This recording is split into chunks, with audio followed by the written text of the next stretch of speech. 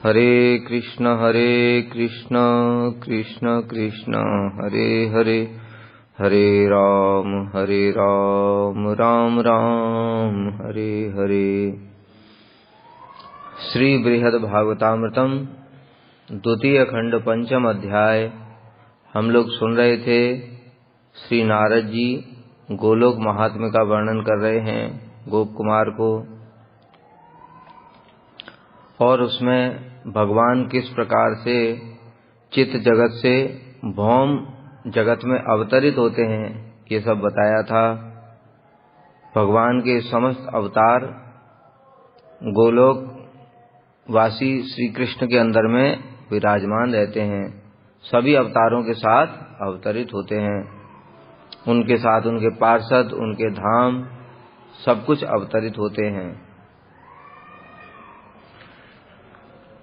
और विशेष बात एक और बताई थी कि ब्रह्मा जी के कल्प में यद्यपि वो स्वतंत्र हैं, कभी भी अवतरित हो सकते हैं, किंतु मुख्यतः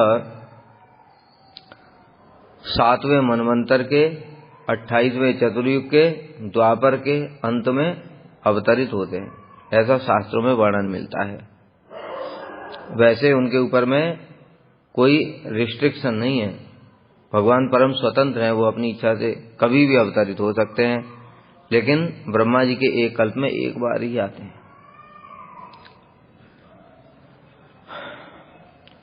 अन्यै साहन्यत्र न लभ्यते यल्लब्धुम सुखम श्री मथुरा व्रजे तत्रति अलोकैरुचित स्वभावै साकं यथेच्छम नितराम विहृत्य।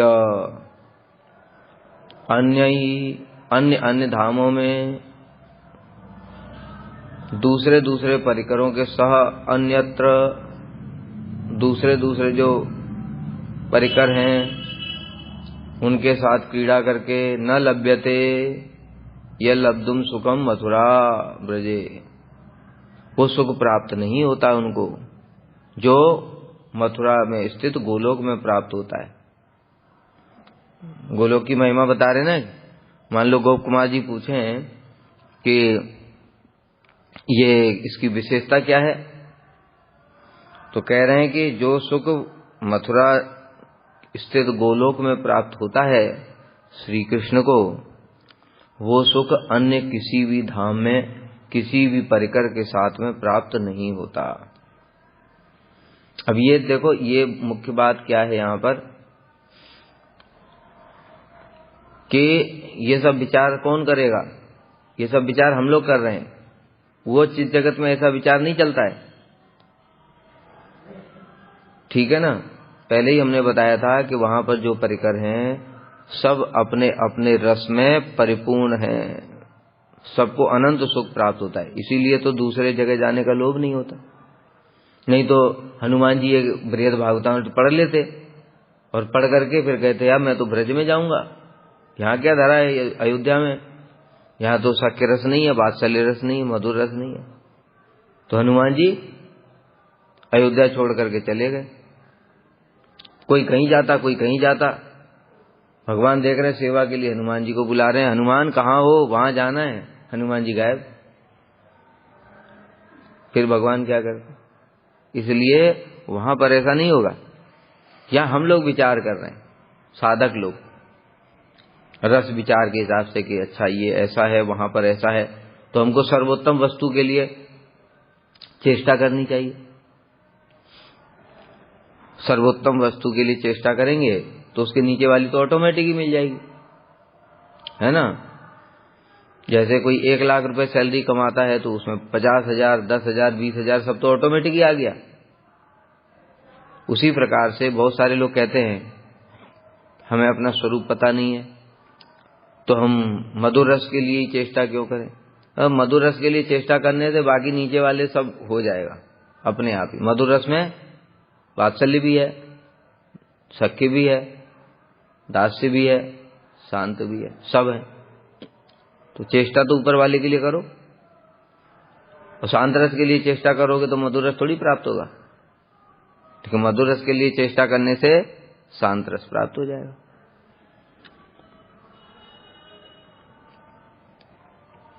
इसलिए वे उस क्रीड़ा के उपयोगी स्वभाव वाले ब्रजवासियों के साथ अपनी स्वच्छंद इच्छा से विहार कर उस ब्रज जाति सुख को प्राप्त करने के लिए माथुर गोकुल में अवतीर्ण होते हैं।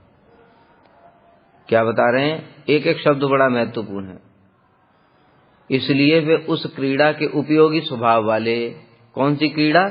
जो गोलोक में करते हैं, जो लीलाएं गोलोक में करते हैं, उसके उपयोगी स्वभाव वाले ब्रजवासियों के साथ। किस प्रकार की लीलाएं ब्रज में करते हैं? माधुर्यमय, ऐश्वर्य ज्ञान रहित। तो ऐश्वर्य ज्ञान रहित स्वभाव वाले ब्रजवासियों के साथ अगर ऐश्वर्य ज्ञान युक्त स्वभाव वाले आ गए परिकर, तो फिर वो लीला हो ही नहीं पाएगी। पहले ही बता चुके कितनी बार हम, जैसे वसुदेव देवकी हैं, उनको पता है कृष्ण भगवान है, तो वैसा उनका स्वभाव नहीं है कि कृष्ण को कान पकड़ लें, छड़ी दिखाएं, डांट फटकार लगा दें। होगा ऐसा? नहीं होगा।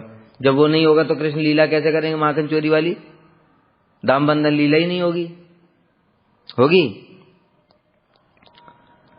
अर्जुन सखा हैं कृष्ण के, अब एक साथ में खाते हैं, घूमते हैं, हंसी मजाक करते हैं। अब हंसी मजाक में जो दो दोस्त हंसी मजाक करते हैं तो क्या करते हैं? दूसरे का मजाक भी उड़ाते हैं ना। कभी तुम मेरा मजाक उड़ाओ, कभी मैं तुम्हारा भी मजाक उड़ाऊंगा, दोनों एक दूसरे का मजाक उड़ाएंगे, अपने को श्रेष्ठता स्थापित करते हैं। अब गीता का ज्ञान देते देते भगवान ने बोल दिया, भैया मैं तो देखो भगवान हूं और मेरा ऐश्वर्य देखो तुम, और मैं तुमको दिव्य चक्षु दे रहा हूं। दे दिए दिव्य चक्षु और ऐश्वर्य दिखाना शुरू किया। जब ऐश्वर्य दिखाना शुरू किया तो ऐश्वर्य क्या देखा? पहली तो कभी देखा ही नहीं था ऐसा। विराट स्वरूप, अनंत बाहु रूपादेभ्य, अनंत मुख, अनंत बाहु, भुजाएं, उरु, जंघा, पाद, चरण, अनंत ब्रह्मांड,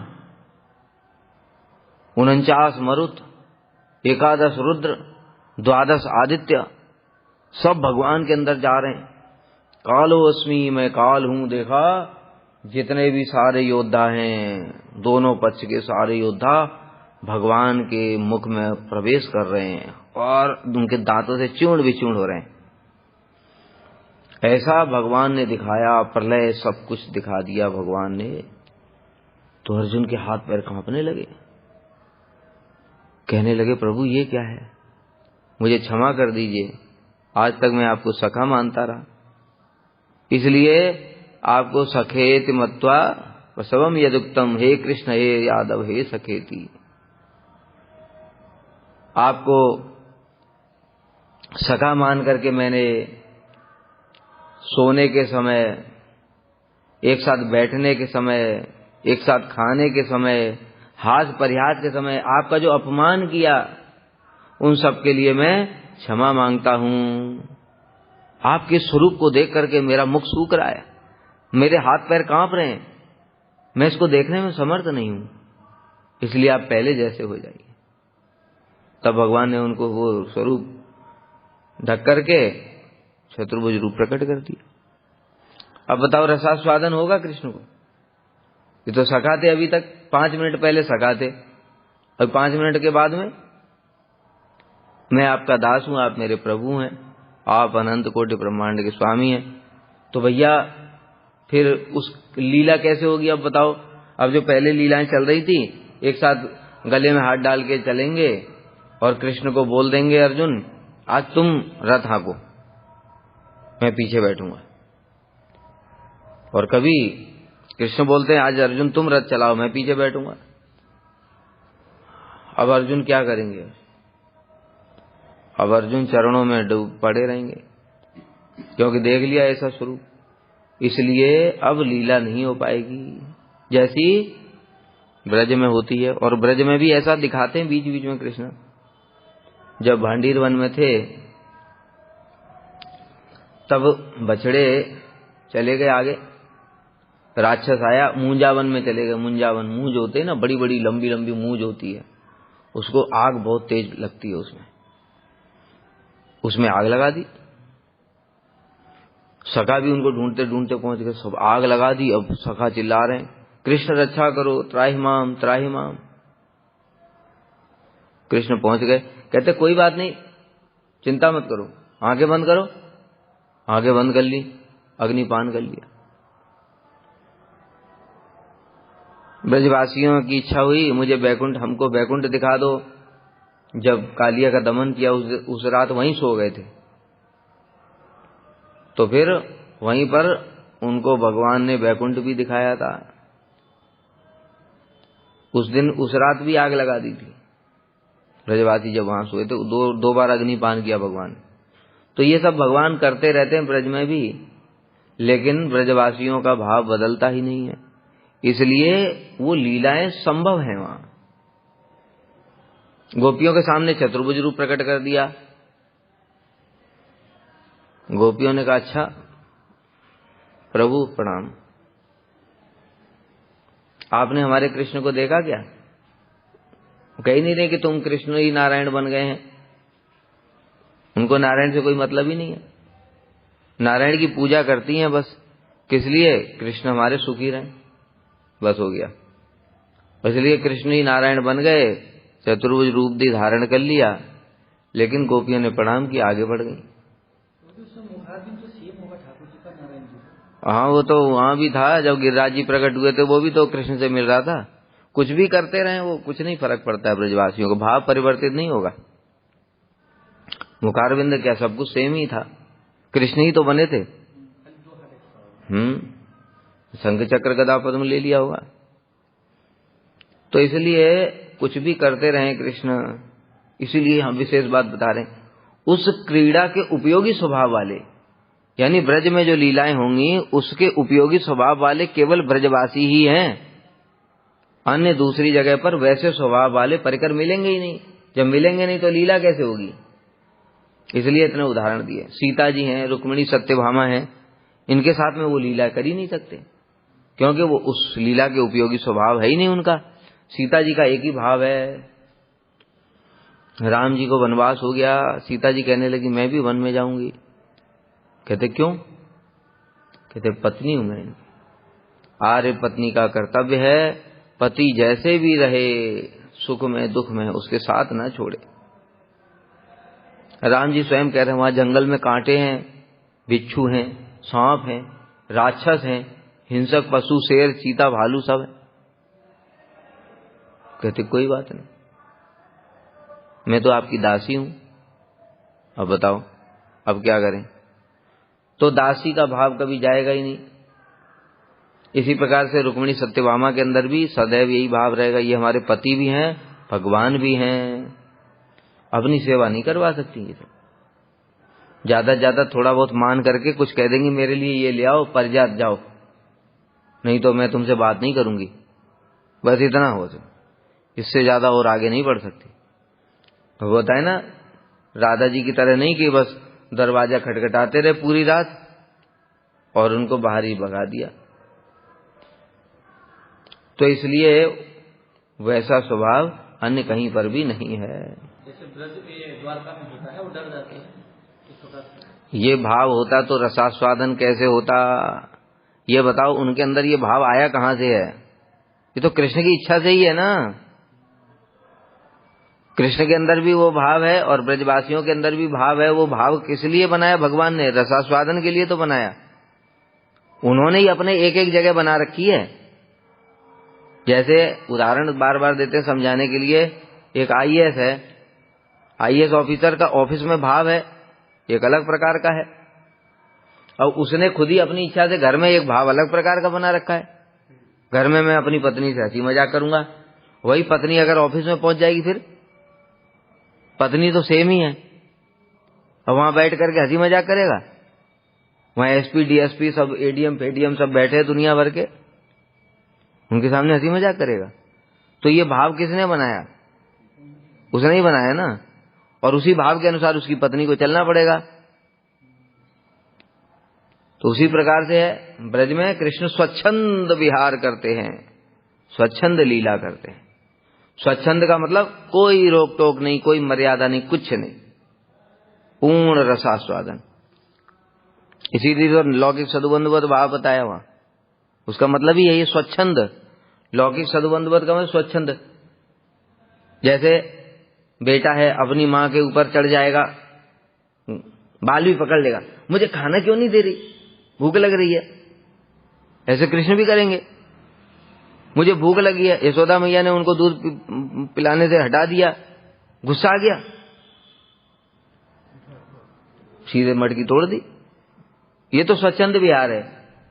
और दूसरी जगह थोड़ी तोड़ते थे, भगवान क्या ऐसे करेंगे काम? द्वारका में, मथुरा में, अयोध्या में ऐसे मटकी तोड़ेंगे ही नहीं, तो भगवान है, उनका मूड भी वैसा ही है।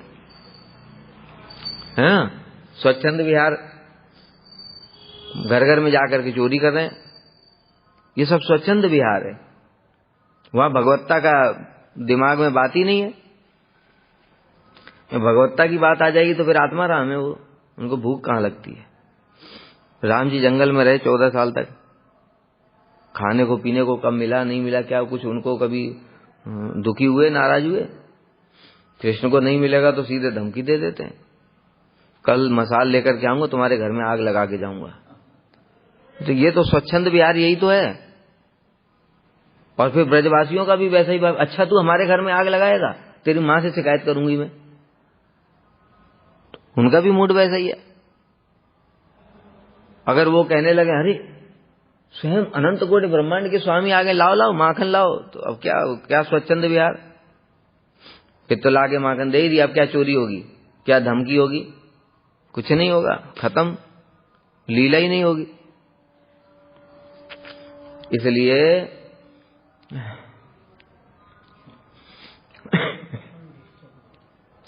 ब्रजवासियों के साथ अपनी स्वच्छंद इच्छा से विहार कर उस ब्रज जाति सुख को प्राप्त करने के लिए गोकुल में अवतीर्ण होते हैं।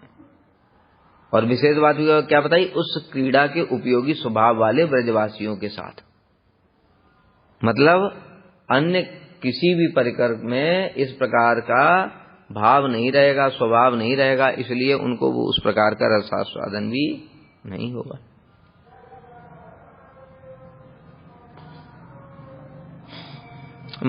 माथुर गोकुल के अलावा अन्य स्थानों पर अन्य अन्य परिकरों के साथ क्रीड़ा कर कृष्ण को जो सुख प्राप्त नहीं होता, वह सुख उन्हें श्री मथुरा ब्रजभूमि में प्राप्त होता है। इस प्रकार से उस माथुर गोकुल में संपूर्णतः अपनी स्वच्छंद इच्छा अनुसार विहार करके। अब देखो, इस बात को समझो, ये सब रसास्वादन के लिए ही है, इसलिए और ज्यादा दिमाग मत लगाओ। कृष्ण मूल है ब्रज में, अब उन्होंने ब्रज में तो स्वच्छंद सब प्रकार के रसों का आस्वादन पूर्ण रूप में करते हैं। अब उनका मूड हुआ कुछ थोड़ा ऐश्वर्य और माधुर्य मिश्रित एक जगह होनी चाहिए मेरी, वहां पर उस रस का आस्वादन करूंगा। तो द्वारका में प्रकट हो गए, उन परिकरों को लेकर के वहां बैठा दिया। अब कृष्ण का जैसा मिक्स मूड रहेगा, मिक्स का मतलब क्या है? कृष्ण कभी कभी लौकिक सदबंधवत भाव रखेंगे और रखते रखते अपना ऐश्वर्य भी प्रकट कर देंगे, तो उस समय भी परिकर का भी भाव वैसे ही हो जाएगा। परिकर तो भगवान के मूड को जानते तभी तो सेवा करते हैं। जैसे बताया सत्यभामा देवी, अब उन्होंने देखा, पहले तो मान किया, मान तो हो गया लौकिक सदबंधवत, और उसके बाद में जब देखा कृष्ण का मूड तो चेंज हो गया है, ऐश्वर्य भाव, बुला के लाओ सत्राजीत की बेटी को, नाराज हो गए, तो तुरंत उन्होंने मान छोड़ दिया, उनके मूड के अनुसार सेवा कर रहे हैं, वैसे ही रसास्वादन हो रहा है। फिर अयोध्या में थोड़ा और ऐश्वर्य है और पूर्ण मर्यादाएं हैं, तो वही ब्रजेंद्र नंदन श्याम सुंदर की तो इच्छा है कि एक जगह में पूरा मर्यादा का आस्वादन करूंगा, पूर्ण मर्यादा। तो वहां के परिकर सारे मर्यादा में ही बंधे रहेंगे, वो कोई मर्यादा उल्लंघन नहीं होगा अयोध्या में, ठीक है। और उसके बाद नारायण, अब मैं पूर्ण ऐश्वर्य का आस्वादन करूंगा, जहां पर पूरा ही ऐश्वर्य है, नरवत लीला भी नहीं है। वहां मैं सब समय ऐश्वर्य में ही रहूंगा, तो वैकुंठ में आगे नारायण। और वैकुंठ के अनंत प्रकोष्ठ में फिर अलग अलग प्रकार के, नरसिंह देव का एक अलग मूड है, मत्स्य देव का अलग मूड है, वराह देव का अलग, इतने सारे रसों का अनंत स्वरूपों में कृष्ण ही आस्वादन तो कर रहे हैं। अब जहां जहां जैसा आस्वादन कर रहे हैं वहां पर वैसा वैसा उनके परिकर हैं, उसके मूड के हिसाब से ही सेवा करेंगे वो। उस मातृ गोकुल में संपूर्णतः अपनी स्वच्छंद इच्छानुसार विहार करते हैं। किनके साथ? ब्रजवासियों के साथ। किस लिए? क्योंकि ब्रजवासी ब्रज जाति सुख को आस्वादन कराने के लिए समस्त प्रकार से भगवान की विशेष क्रीड़ा के योग्य स्वभाव से युक्त हैं। यही मुख्य है। 3, 4, 5 दिन से यही बता रहे हैं हम कि दोनों का स्वभाव मैच करना चाहिए ना। कई बार देखा है, जैसे पति पत्नी विवाह हो गया, अब पति हंसी मजाक वाला है, पत्नी गंभीर है, अभी रसास्वादन होगा? वो हंसी मजाक करेगा, तुमको तो सब समय मजाक ही सूझता है, मुंह बंद करके चला गया बेचारा। ऐसे ही पति गंभीर स्वभाव वाला है, पत्नी हंसी मजाक वाली है, तो वो भी डांट लगा देगा, तो कभी रसास्वादन ही नहीं होगा। दोनों का मूड सेम होना चाहिए। अगर दोनों गंभीर हैं तो तलाक नहीं होगा, और दोनों हंसी मजाक वाले तो भी तलाक नहीं होगा। नहीं तो पता नहीं क्या होगा, रोज बेरहम चलेगा। हमने तो सब देखा हुआ है, घर घर की कहानी है ये। तो ये जो ब्रजवासी हैं ये भगवान के मूड को जानने वाले हैं।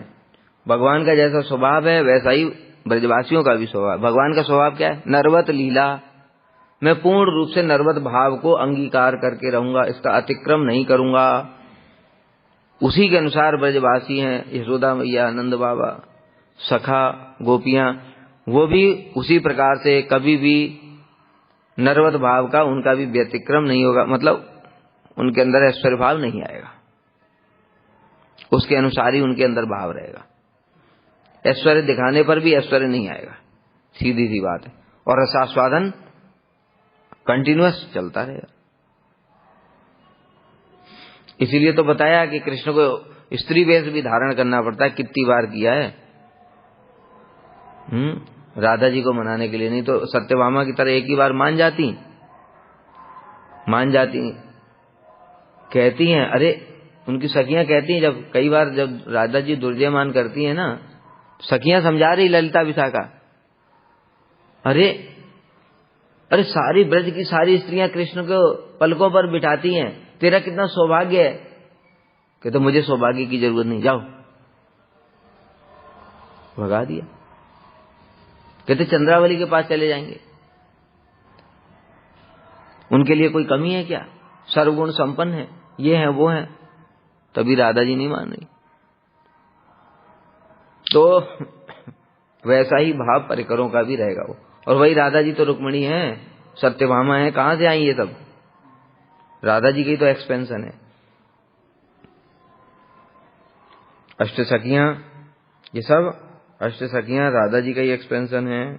और फिर वहां पर जो 8 पटरानियां हैं वो भी राधा जी का ही, वही सब ब्रज के सब। रूप गोस्वामी ने दिखाया ये सब, ललित माधव, विदग्ध माधव में राधा जी की तो विस्तार है।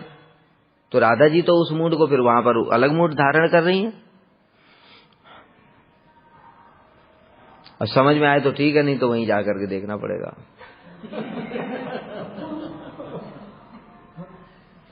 अतएव उन ब्रजवासियों के साथ इच्छानुरूप विहार कर उस सुख का आस्वादन करने के लिए ही श्री कृष्ण श्री माथुर गोकुल में अवतीर्ण होते हैं। तदातनाना दृढ़ भक्ति भाग्य विशेष भाजाम जगताम ही साक्षात दृश्यो भवे नूनम अनन्य काल प्रादुष्कृतेन आत्म कृपा भरेण। क्या बताया? तदातनानाम दृढ़ भक्ति भाग्य विशेष भाजाम, जिस कृपा को वे अन्य किसी काल में प्रकटित नहीं करते। मतलब बताया एक कल्प में सिर्फ एक बार प्रकट होगा, बाकी और समय पर वो वाली कृपा प्रकट नहीं होगी। कौन सी वाली कृपा? कि जब कृष्ण ने अपना संपूर्ण ऐश्वर्य छोड़ दिया है। छोड़ दिया का मतलब क्या? ऐश्वर्य तो उनके अंदर ही रहेगा, लेकिन ऐश्वर्य प्रकाशित करने पर भी उनका नरवत भाव का व्यतिक्रम नहीं होगा। ऐसी जो कृपा है, ऐसी जो लीलाएं हैं, वो और कभी भी प्रकाशित नहीं होती, किसी काल में प्रकटित नहीं होती। बाकी सब समय ऐश्वर्य वाली प्रकट होती हैं। प्रहलाद जी आए, उनके सामने नरसिंह देव आए और नरसिंह देव ने अपना भयंकर ऐश्वर्य दिखाया, खत्म, चले गए। वराह देव आए, हिरण्याक्ष के साथ युद्ध हुआ, मार मूर करके चले गए ऐश्वर्य प्रकट करके। मत्स्य देव आए, कोई भी अवतार ले लो, ऐसी लीला होगी नहीं। राम जी आए थोड़ा दिन के लिए, काफी टाइम रहे, 10,000 साल तक तो राज्य ही किया उन्होंने, 14 साल वनवास भी हुआ था। कुछ बालपन भी, बाल लीलाएं भी करी हैं, लेकिन पूर्ण माधुर्य वाली लीला नहीं है, उनमें भी मर्यादाएं हैं। राम जी अपनी मर्यादा को तोड़ेंगे नहीं, सीता जी अपनी मर्यादा को नहीं तोड़ेंगे, लक्ष्मण जी अपनी मर्यादा में बंधे हुए हैं। कितनी बार राम जी ऐसे ऐसे काम कर रहे हैं, लक्ष्मण जी गुस्सा करके ऐसे रह जाते हैं, क्या करें, परेशान तो बहुत हैं। शुरुआत कहां से हुई? वनवास से ही शुरू हुई। जब कैकेयी ने वरदान मांग लिया और जिस समय लक्ष्मण को पता चला, अरे पूरा पूछो मत क्या क्रोध प्रकाशित किया वहां पे लक्ष्मण जी ने। कहते भैया आपको कुछ पता है? अरे दशरथ महाराज की सटिया गई है बुद्धि बुढ़ापे में, वो रानी के प्रेम में पागल हो गए। कहते कैसी बात कर रहे हो तुम लक्ष्मण? अरे आपको पता नहीं है इन्होंने क्या किया है? इन्होंने रानी को वचन दे दिया आपको वनवास में भेजने के लिए। आज मैं देखता हूं दशरथ महाराज अगर अपनी चतुरंगड़ी सेना के साथ भी आ गए ना, तो मैं किसी को छोड़ने वाला नहीं हूं। ऐसा क्रोध प्रकट कर दिया। अब देखो मर्यादा क्या है। और लक्ष्मण जी तो थोड़ा निकले बाहर, वो तो सेवा कर रहे हैं प्रभु की। भगवान के प्रति जो भी गलत काम करता है तो उसको ऐसे ही करना चाहिए। वो तो यही शिक्षा दे रहे हैं, चाहे वो पिता ही क्यों ना हो, भगवान के विरुद्ध काम करेगा तो ऐसा करना चाहिए। वो तो ठीक कर रहे हैं, लेकिन राम जी मर्यादा में बने। राम जी ने कहा अच्छा ऐसा लग रहा है तुमको राज्य चाहिए, ठीक है मैं अभी पिताजी को बोल दूंगा, भरत को बोल दूंगा, मैं भरत तुमको राज्य दे देगा, तब तुम खुश हो जाना। बेचारे लक्ष्मण जी देखो, खुद मर्यादा में राम जी बंधे हैं और दूसरे को जबरदस्ती बांध दिया पकड़ के। वो तो पता नहीं क्या कर देते, लेकिन राम जी ने उनको आगे बढ़ने ही नहीं दिया। ऐसी बात बोल दी, लक्ष्मण जी रोने लगे, चरण पकड़ लिए। नहीं मैं तो आपके लिए कह रहा था, मेरे लिए कह रहे थे तो ठीक है, मैं तो वन में जा रहा हूं। कहता ठीक है मैं भी आपके बिना नहीं रह सकता, मैं भी वन में ही जाऊंगा। तो मर्यादा में। फिर चित्रकूट में देखा भरत जी आ रहे चतुरंगनी सेना के साथ में, फिर आगे धनुष बाण लेकर के लक्ष्मण जी, इतना क्रोध आया आज इस भरत को छोड़ूंगा नहीं, इसका जी नहीं भरा है, आपको वन में भेजकर भी इसका जी नहीं भरा। चतुरंगनी सेना लेकर के आ रहा है कि 14 साल बाद कहीं राज्य ना ले लें, इसलिए पूरा इनको मार करके निष्कंटक हो जाता हूं। इसलिए आज चाहे देवता भी इसकी सहायता करने के लिए आ जाएं, इस भरत को चतुरंगनी सेना सहित नष्ट कर दूंगा। फिर राम जी ने, अरे लक्ष्मण क्या उल्टा सीधा बोलते रहते हो, अरे भरत तो ऐसा है। भरत की महिमा बतानी शुरू कर दी। इधर भरत जी भी आ गए और फिर उन्होंने जब देखा भरत जी चरणों में गिर पड़े, फिर लक्ष्मण जी अपनी मर्यादा में आ गए। ऐसे करके बार बार होता है। सीता जी को फिर जब रावण को मार दिया, अब सीता जी के लिए कह रहे हैं अग्नि जलाओ। कहते क्यों? कहते सीता को अग्नि परीक्षा देनी होगी। अभी लक्ष्मण को फिर से इतना गुस्सा आया, कहते उनको मैं मां के समान मानता हूं, आपको उनके ऊपर भरोसा नहीं। फिर कुछ बोलने लगे, फिर राम जी ने एक बात बोल दी, फिर बेचारे चुप। फिर सीता जी को जब यहाँ पर राज्य हो गया और सीता जी गर्भवती थी और वो धोबी ने कुछ बोल दिया, तब फिर राम जी ने कहा लक्ष्मण जाओ सीता जी को वन में छोड़ाओ। अभी लक्ष्मण के हृदय से पूछो, फटा जा रहा है हृदय, लेकिन करें क्या, मर्यादा में बंधे हुए हैं, भाई की आज्ञा का पालन करते हैं। इसलिए बलदेव प्रभु जी का एक नाम आया, पूर्व भक्ति खेद अच्युताग्रजः।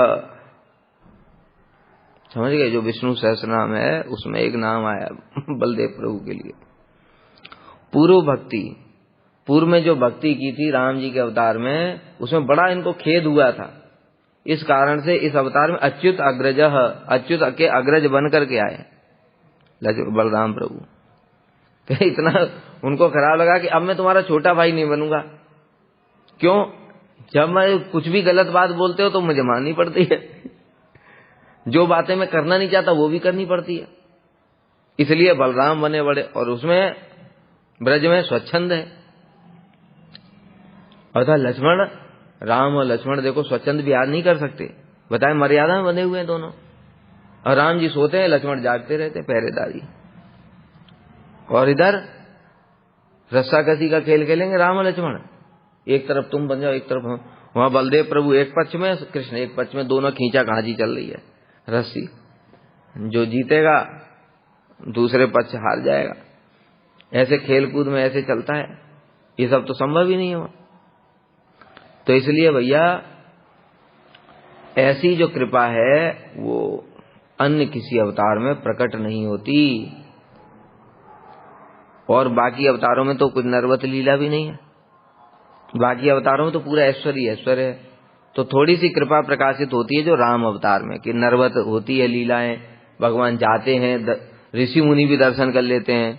अब बताओ नरसिंह देव जब प्रकट हुए तो किसने दर्शन किया होगा? आए, मारा काटा, चले गए। अब जो बड़े बड़े लोग थे भैया, वो उनको पता रहता है सब, वो तो आ गए ऋषि मुनि लोग, बड़े बड़े ऋषि मुनि, नारद जी जैसे, ब्रह्मा जी, शिव जी, देवता लोग, और हमारे जैसे। लेकिन राम अवतार में सबको सौभाग्य मिला। राम जी पैदल जाएंगे वन में, जो रास्ते में जो लोग हैं वो भी दर्शन कर पाएंगे। उसके बाद में दंडकारण्य में गए, वहां ऋषि मुनि बैठे हुए थे, वो थोड़ी गए थे अयोध्या दर्शन करने, उनको भी कृपा हो गई। लंका तक भी पहुंच गए पैदल पैदल, सारे वन बानर भालू रीछ ये सब भी उद्धार हो गया हैं। तो ऐसे करके बड़ी कृपा हुई। मिथिलापुरी में गए, वहां पर स्त्रियों ने उनके दर्शन किए, उन पर कृपा हो गई। तो ये ये सब चीजें हैं।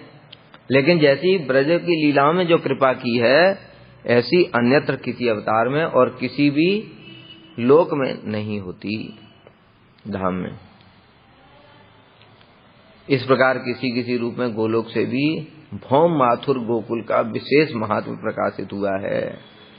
गोलोक से भी भौम माथुर गोकुल का विशेष महात्म क्यों बताया? यहाँ पर जो बद्ध जीव है उनको भी दर्शन हो रहा है फ्री का, अरे असुरों को भी दर्शन हो रहा है।